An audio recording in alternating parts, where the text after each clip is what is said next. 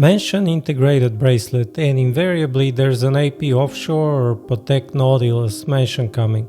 Talk diver watches and the Rolex Submariner is guaranteed a spot in the discussion. If the conversation, however, is on timeless style or shaped watches, Cartier is bound to enter the discussion.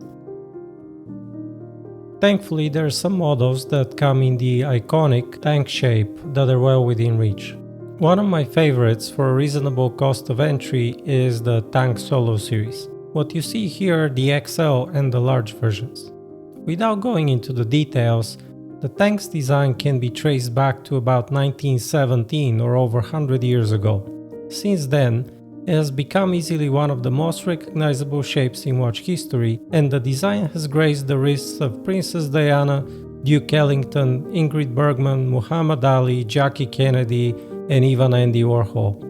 Your initial reaction may be his and hers when you see these two watches, and that would serve you well. But the large model would look more than fine on a larger wrist. There is no mystery behind it. Square or rectangular watches simply command more wrist presence because of the surface area of the dial, and in this case the white bracelets as well. Despite the two being clearly part of the same family, there are differences under the hood, or rather the watch caseback. The XL version comes with a date at 6 o'clock, and thankfully it's a design choice that does not upset the dial too much.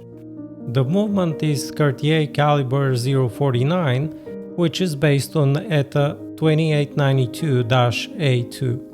Later in the production cycle, Cartier started dropping the in-house 1847 MC caliber instead.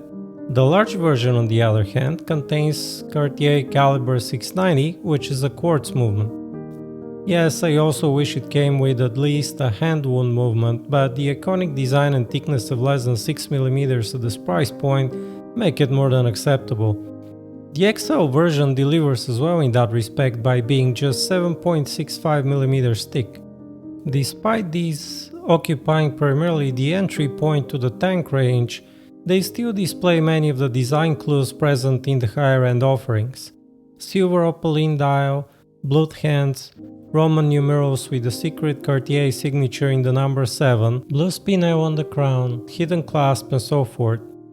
The duo of watches are not just beautiful to look at, but are also very wearable. Swap the bracelet with a mix of polished and brushed surfaces for a leather strap and it's almost as if you have a new watch. For a watch called the Tank, with strong military associated origins though, the Cartier Tank is mostly seen as the opposite of a rough-wearing battlefield watch these days. That said, you should not be shy playing with strap options. I found grey nubuck, blue or even saddle tan leather to look great with this watch.